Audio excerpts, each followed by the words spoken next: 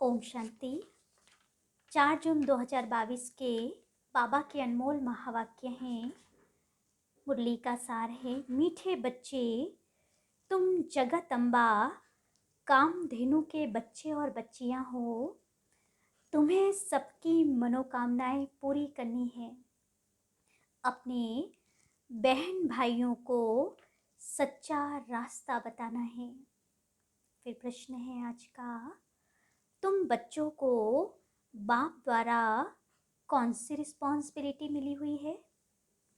बाबा कहते, बच्चे बेहद का बाप बेहद का सुख देने आया है, तो तुम्हारा फर्ज है घर घर में यह पैगाम दो। बाप का मददगार बन घर घर को स्वर्ग बनाओ। कांटों को फूल बनाने की सेवा करो। बाप समान निरहंकारी निराकारी बन सबकी खिदमत करो। सारी दुनिया को रावण दुश्मन के चंबे से छुड़ाना है।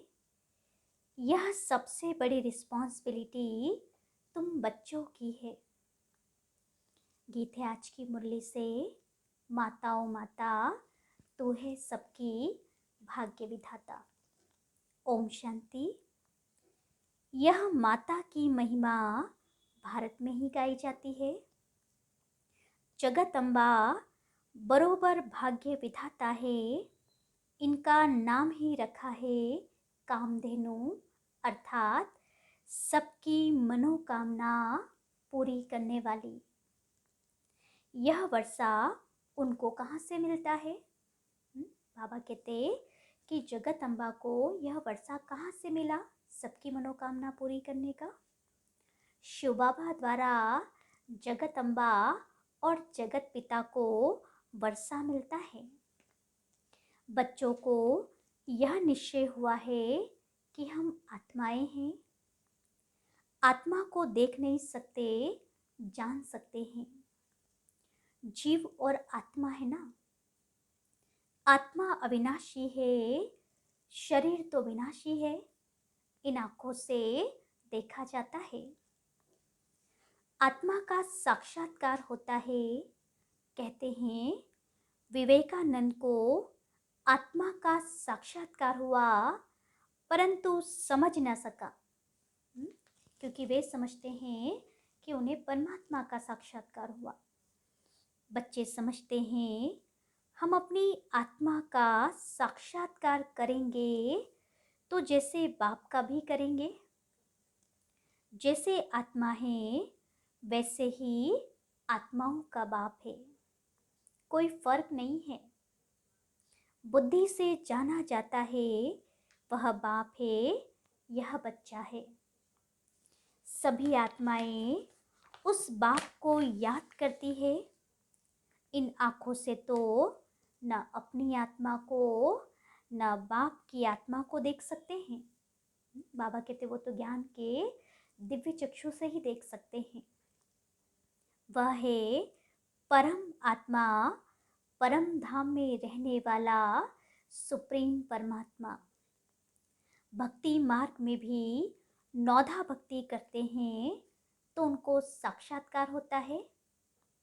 ऐसे नहीं कि उनकी आत्मा इस शरीर में समय है। नहीं, उनकी आत्मा तो पुनर्जन्म में चली गई है। भक्ति मार्ग में जो जिस भावना से जिसको पूछते हैं उनका साक्षात्कार होता है। चित्र तो ढेर बेड बनाए हैं। बाबा कहते बच्चे किसी को कृष्ण का साक्षात्कार हुआ या राम जी का साक्षात्कार हुआ तो वह तो इस समय किसी और शरीर के अंदर है, लेकिन उनकी भावना है तो उनको वो स्वरूप दिखाई देता है साक्षात्कार में। तो चित्र ढेर बेड बनाए हैं जिसको गुड़ियों की पूजा कहा जाता है। भावना रखने से अल्पकाल सुख का भाड़ा थोड़ा मिल जाता है। तुम्हारी बेहद सुख की बात ही निराली है। यहाँ तो बाबा कहते 21 जन्म सुखे सुख, और इस दुनिया के अंदर अल्पकाल का सुख है। तुम जानते हो, हम स्वर्ग की बादशाही लेते हैं। भक्ति से कोई स्वर्ग में नहीं जाते। जब भक्ति मार्ग पूरा होता है, अर्थात दुनिया पूरी होती है, तभी फिर कलयुग के बाद सतयुग नई दुनिया आएगी। कोई की बुद्धि में नहीं बैठता। सन्यासी भी कहते हैं फलाना ज्योति जो समाया, परंतु ऐसे है नहीं। तुमको अब ईश्वरीय बुद्धि मिली है, अर्थात दिव्य बुद्धि मिली है, जिसको श्रीमत कहते हैं। अक्षर कितने अच्छे हैं। श्री श्री भगवानुवाच, वही स्वर्ग का मालिक अर्थात नर से नारायण बनाते हैं। तुम श्रीमत से विश्व का राज्य पाते हो। श्री श्री 108 की माला की बहुत महिमा है। 8 रत्नों की माला होती है, सन्यासी लोग भी जपते हैं। एक कपड़ा बनाते हैं, उसको गौमुख कहते हैं। अंदर हाथ डाल माला फेरते हैं। बाबा कहते हैं निरंतर याद करो, तो उन्होंने फिर माला पहनने का अर्थ उठा लिया। इसीलिए बाबा कहते हुए कपड़े में माला को रखते हैं और किसी भी नाम का जाप करते हैं, परंतु वास्तव में निरंतर याद की बात है, माला फेरने की नहीं। बच्चे जानते हैं अब पारलौकिक बाप ने आकर हमको अपना बनाया है। ब्रह्मा के द्वारा प्रजापिता ब्रह्मा है, तो प्रजा माता भी है। जगत अम्बा को जगत की माता और लक्ष्मी को विश्व की महारानी कहा जाता है। विश्व अम्बा कहो या जगत अम्बा कहो, बात एक ही है। तुम बच्चे हो तो यह कुटुंब हो गया। तुम बच्चे भी सबकी मनोकामनाएं पूरी करने वाले हो। जगत अम्बा के तुम हो बच्चे और बच्चियां। बुद्धि में यह नशा रहता है, हम अपने बहन भाइयों को रास्ता बतावे। बहुत सहज है, भक्ति मार्ग में तो तकलीफ बहुत है। कितने हठयोग प्राणायाम आदि करते हैं, नदी में जाकर स्नान करते हैं, बहुत तकलीफ देते हैं। अभी बाप कहते हैं तुम थक गए हो, है ना। यह सब बाबा कहते करते करते तुम बच्चे थक गए हो। ब्राह्मणों को ही समझाया जाता, जो समझते हैं निराकार परम पिता परमात्मा से हमारा क्या संबंध है। शिव बाबा अक्षर शोभा देता है, रुद्र बाबा भी नहीं कहेंगे। कहते ही हैं शिव बाबा ये बहुत इजी है और बहुत मीठा भी है। नाम तो और भी ढेर है, परंतु यह एक्यूरेट है शिव बाबा। शिव माना बिंदी, रुद्र माना बिंदी नहीं। भल कहते भी हैं शिव बाबा, परंतु समझते कुछ भी नहीं। शिव बाबा और तुम सालिग्राम हो। अभी तुम बच्चों के सिर पर रिस्पॉन्सिबिलिटी है। जैसे गांधी आदि समझते थे भारत को इन फॉरेनर्स से मुक्त करना है, वह तो हुई हद की बातें। बाप तुम बच्चों को रिस्पॉन्सिबल बनाते हैं।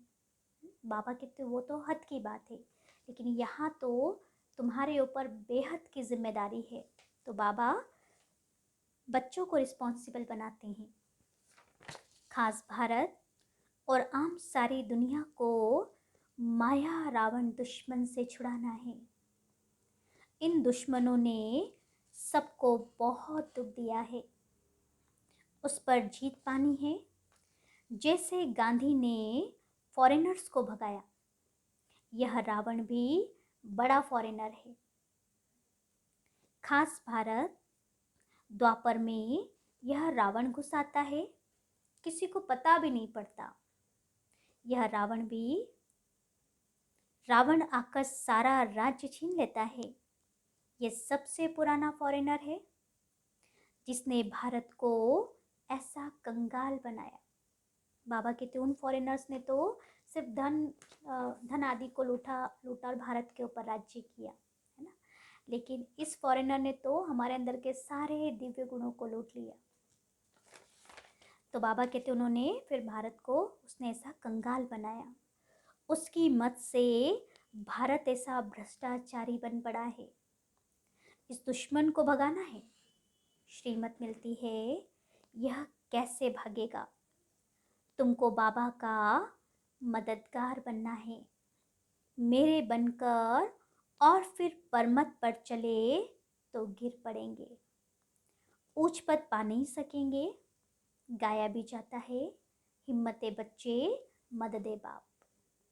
तुम हो खुदाई खिदमतगार, खुदा आकर तुम्हारी खिदमत करते हैं, उनको याद करते हैं कि हे पतित पावन आओ।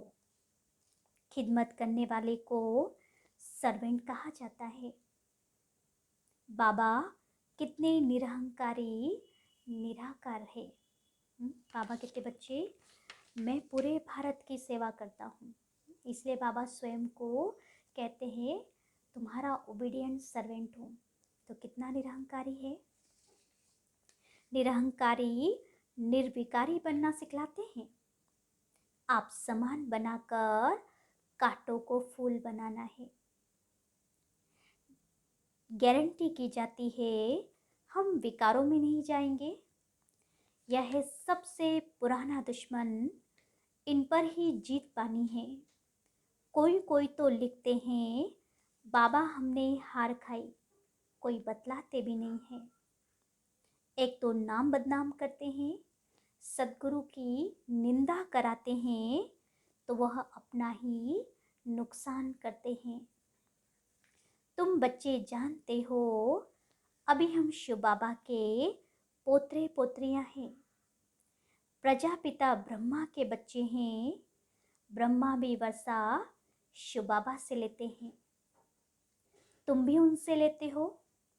बच्चे जानते हैं बाबा से कल्प पहले वर्षा लिया था। आत्मा समझती है आत्मा ही एक शरीर छोड़ दूसरा लेती है। शरीर का नाम पड़ता है। शिव बाबा तो सिर्फ नॉलेज देने के लिए लोन लेते हैं। शिव भगवानुवाच ब्रह्मा के तन द्वारा। बाकी जास्ती बातों में जाने की दरकार नहीं है। आत्मा निकल जाती है फिर क्या होता है, कैसे आती है, इन बातों में भी जाने से कोई फायदा नहीं। यह तो साक्षात्कार है। जो कुछ भी होता है साक्षात्कार है। सूक्ष्म वतन का रास्ता अभी खुला हुआ है। बहुत जाते आते हैं। इसमें ज्ञान योग की कोई बात नहीं। भोग लगाते हैं, आत्मा खाती है, खिलाते पिलाते हैं, यह सब है चिटचिट। बाबा कहते बच्चे ये संगम युग पर शुरू होता है और यहीं पर ख़त्म हो जाता है। बाकी पूरा कल्प में सूक्ष्म वतन का कोई पार्ट नहीं। बाप का बच्चों पर बहुत लव है, इसलिए बाबा कहते बच्चे बाप दादा हम आए हैं शिव और प्रजापिता ब्रह्मा है। तुम बच्चे कहते हो बाप दादा हम आए हैं शिव और प्रजापिता ब्रह्मा है। ब्रह्मा को कहते हैं ग्रेट ग्रेट ग्रैंडफादर। कितना बड़ा सीजरा है। इनको शिव बाबा तो नहीं कहेंगे। यहाँ मनुष्यों का सीजरा है। यह कार्पोरियल की बात है, आकारी दुनिया की बात है।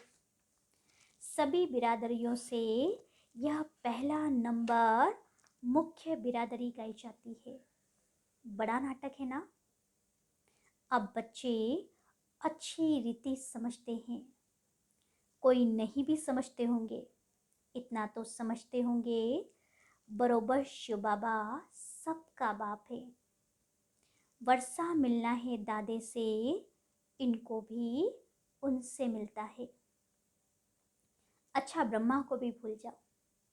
बाबा कहते बच्चे अब ब्रह्मा को भी याद नहीं करना, सगाई हो गई, बाकी क्या।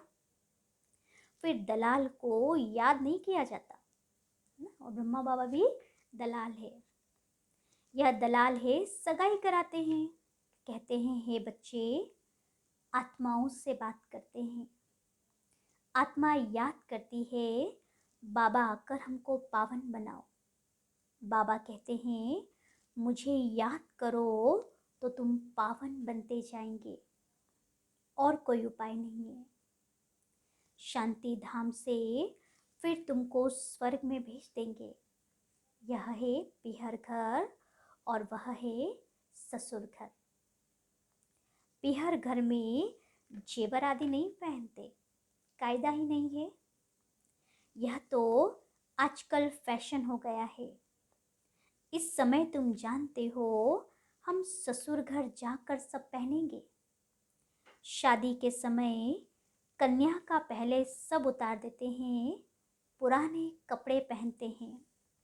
तुम जानते हो बाबा हमको श्रृंगार रहे हैं ससुर घर ले जाने लिए। ससुर घर में 21 जन्म हम सदा के लिए रहेंगे। हाँ, उसके लिए पुरुषार्थ करना पड़े, पवित्र रहना पड़े। गृहस्थ व्यवहार में रहते कमल फूल समान रहना है। यह अंतिम जन्म है। बाप समझाते हैं पहले अव्यभिचारी सतो प्रधान भक्ति थी और अभी व्यभिचारी तमो प्रधान हो गई है। बॉम्बे में गणेश की पूजा होती है, लाखों रुपए खर्च करते हैं। देवताओं को क्रिएट कर उनकी पालना कर फिर डुबो देते, विनाश कर देते।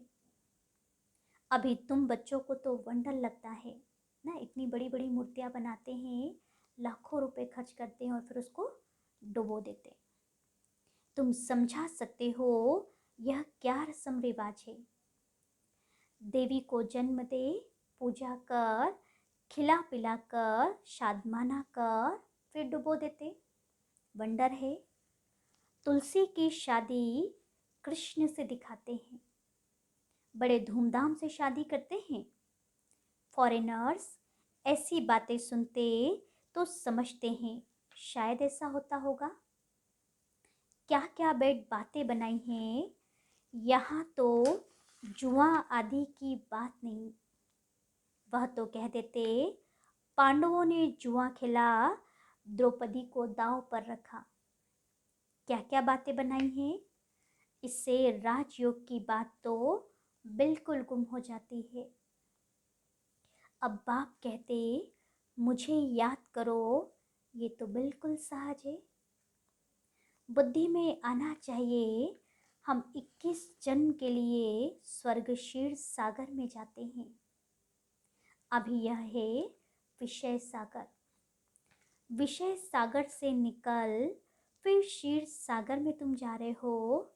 तुम्हारी है नई बातें, मनुष्य सुनकर वंडर खाएंगे। तुम बच्चे समझते हो बरोबर स्वर्ग में हम बहुत सुखी रहेंगे। हम विश्व का मालिक बनते हैं, वहाँ हमारी राजधानी कोई छीन न सके। अब तो कितनी पार्टीशन है, लड़ते रहते हैं। तुम बच्चों को समझाना है तुम्हारा असल दुश्मन है रावण। इन पर तुम कल्प कल्प जीत पाते हो, माया जीते जगत जीत बनते हो। यह है हार और जीत का खेल।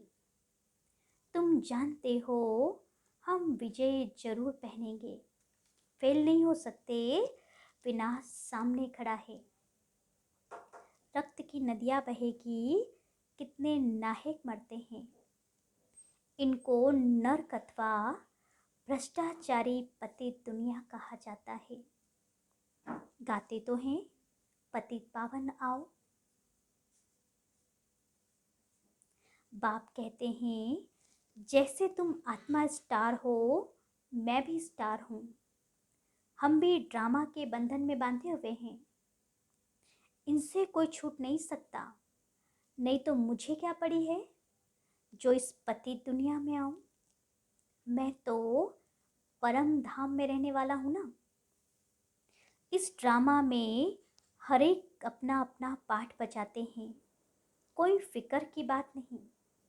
बाबा कहते बच्चे हर एक का पार्ट फिक्स है।